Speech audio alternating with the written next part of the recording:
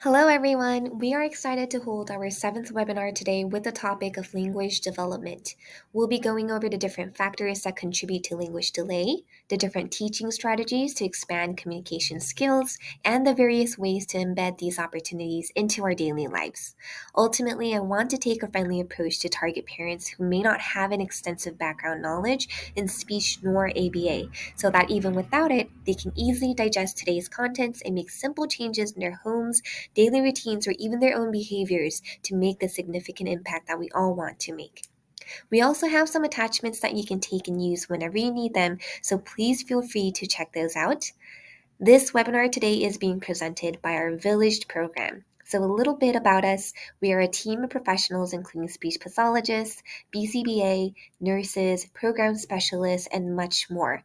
And we all work together to provide the tailored support that families need, from one-to-one consultations to IEP support at school. So, if this is something that you're interested in, please stay with us until the end of this webinar, where I'll briefly introduce our programs a little bit more. Also, if you're interested in viewing our previously recorded webinars, such as this one, I'll be sharing where you can locate them on our site as well. So, introduce myself. My name is Stephanie Lee, and I am a BCBA, a board certified behavior analyst. I've been working in the field primarily with children and teens with autism and ADHD under the practice of applied behavior analysis, or ABA. So, today's contents are derived from its practice, and I'll be sharing strategies through a behavioral perspective. So let's begin with our agenda. We'll be going over factors contributing to language delay, functional communication training, or FCT, and 5 easy tips to encourage language development. So let's begin with prevalence. So delay in speech and language is very common, and according to McLaughlin from his article in 2011, the reported prevalence of language delay in children aged 2 to 7 years ranged from 2.3 to 19%. However, there has been evidence-based research behind effective solutions to increase speech and language. So reaching out to a speech pathologist can be a viable solution, but aside from professional assistance, I'll be introducing some simple strategies that we can implement at home, starting today. So, effects of language delay. So, the reason why it's so important that we start targeting this delay early on is because it can have a negative impact in the following areas. We have educational and academic development, social skills, since we need language to communicate with others, of course, and attention skills, and lastly, behavior management. We might see a higher intensity and or frequency of problem behaviors, and this makes sense because sometimes problem behaviors such as tantrums, aggression, or elopement can be a way of expressing or communicating their needs and desires.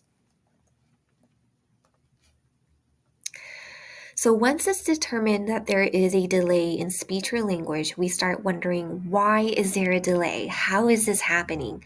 The following are a few biological factors that may contribute to language delay. So we have developmental delays, intellectual disabilities, developmental or neurological disorders such as autism or cerebral palsy, hearing loss, or oral impairment, which can be an impairment with the tongue or roof of the mouth. So those were the biological factors, and here are some behavioral factors that may contribute. So we have living in a bilingual household, history of reinforcement. For example, if we have a child who was able to access their wants and needs in the past by crying and screaming all the time, instead of using some sort of functional mode of communication, there is a high likelihood of speech and language delay, right? The child is going to gravitate towards crying and screaming than using a functional mode of communication. And this is because over time, the child has now learned that crying will access their needs and that there is no real reason to use proper forms of communication, whether it's with sign language or an AAC device, picture exchange cards, or vocal communication. We also have extreme environmental deprivation. This is when a child has been neglected or is not exposed to learning opportunities to develop those language skills. That kind of ties in with the rest. Parents' lack of responsiveness, parents' lack of interaction, and lastly, availability of stimulating materials. So now that we discussed what speech and language delay looks like, let's talk about the strategies that we can use to increase language and communication. So we have functional communication training, or FCT. According to Tiger and colleagues, functional communication training is one of the most common effective interventions for severe problem behaviors. It is a differential reinforcement DR procedure in which an individual is taught an alternative response that results in the same class of reinforcement identified as maintaining problem behavior. So lots of big words and technical words here. So what does that mean? In easier terms, functional communication training, or FCT, is a process of these three steps. So, first, we want to identify the function or purpose of the problem behavior. Ask yourself, why is he crying? Why is he hitting? Why is he pushing me towards the fridge? There's times when we might not have a single clue, but most of the time, parents immediately know the why. I'm not going to get into too much detail, but it's probably because they want to gain attention, to gain access to something, or to escape from something. Second step, we want to teach an appropriate communicative response that replaces that problem behavior. So, this picture chart over here, for example, if we have little Jane crying for a cookie, we don't want to give access to a cookie when she cries. Instead, we want to teach the correct response to ask for the cookie. And over time, once she's learned the skill, we want to only give access to the cookie when she uses an appropriate form, which in this case, for example, she can say, I want cookie. Lastly, we want to create opportunities to repeat and practice. And practice is so important.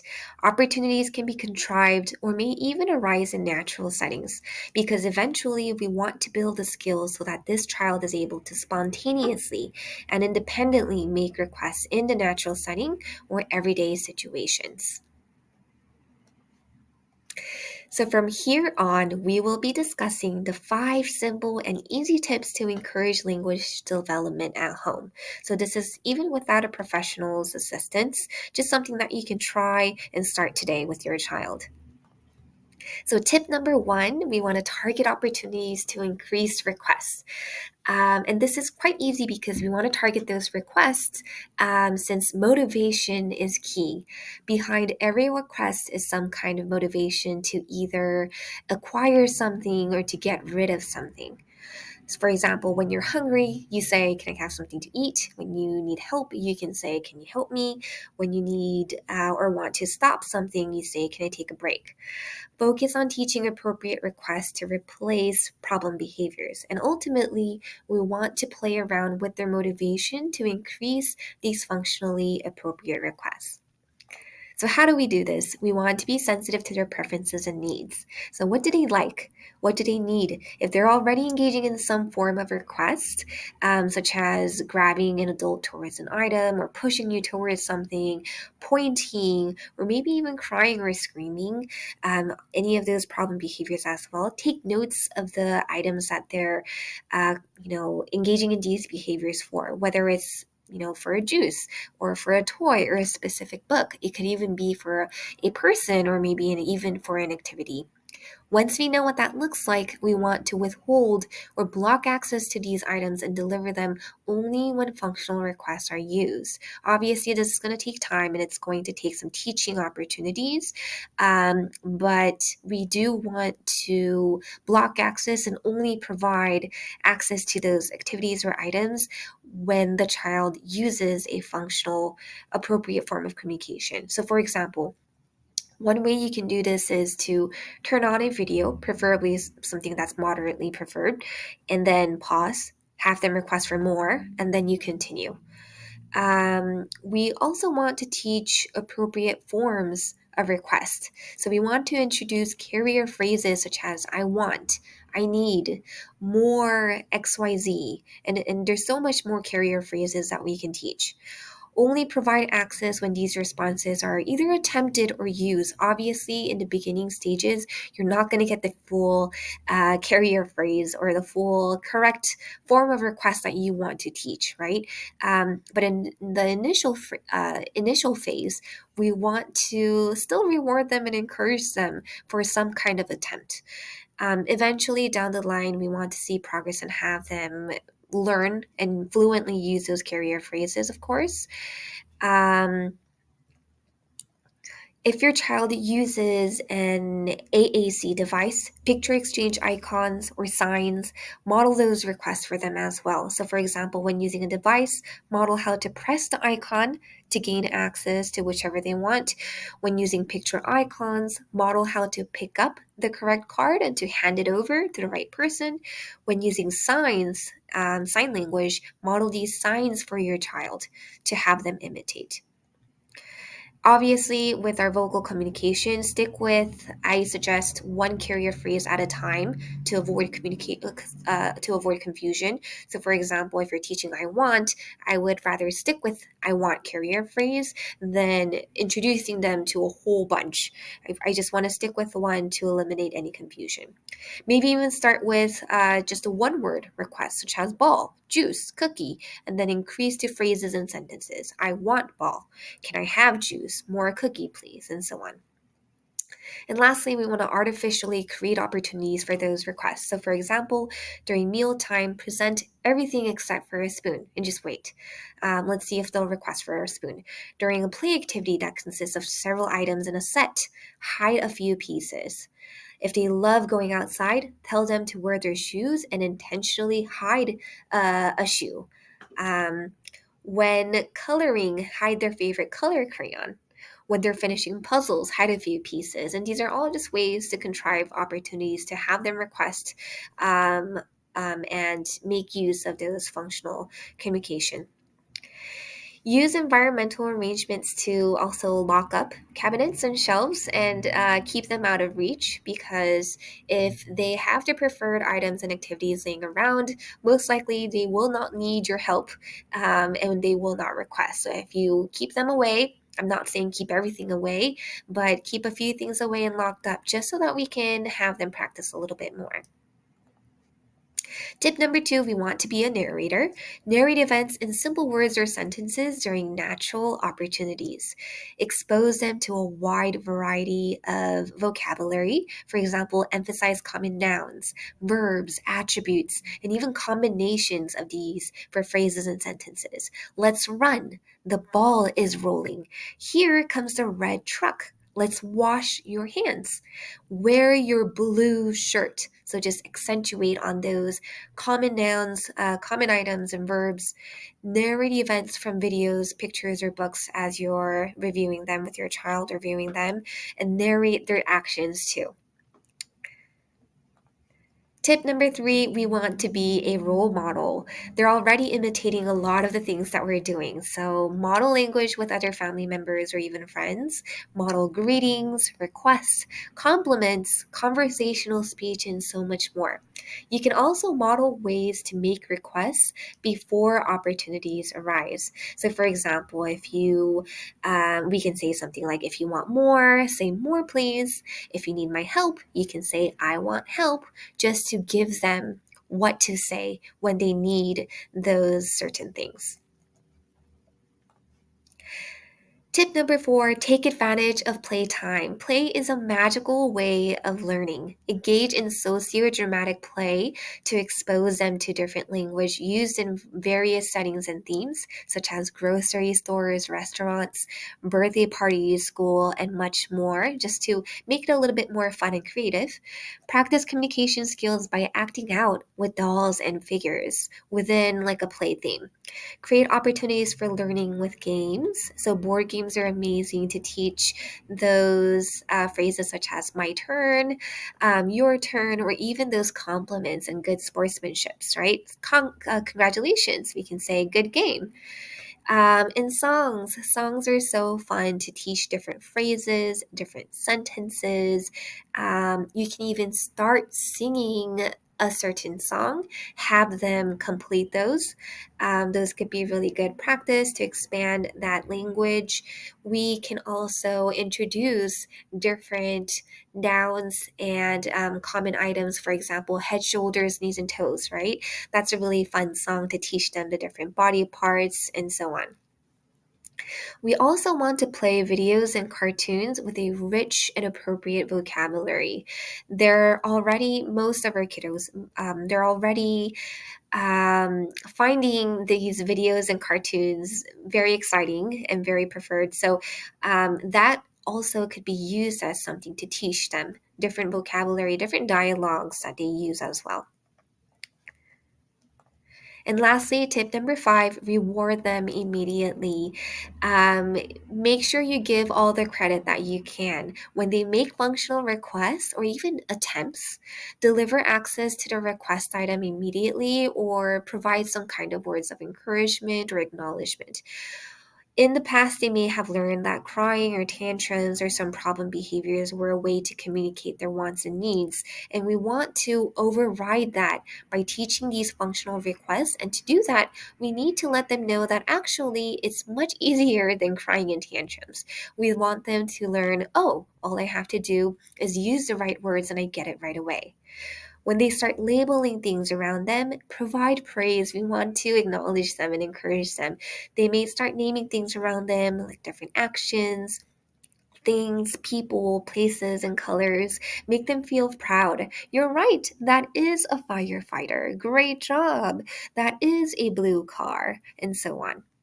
We also want to reciprocate any forms of communication. Obviously, they're building those language skills and they're excited about it. We want to show them that we're excited about it too.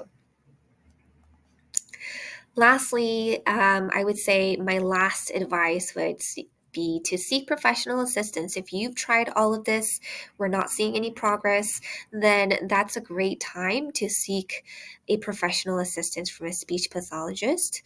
You can also reach out to an ABA agency or any other service providers who can help out.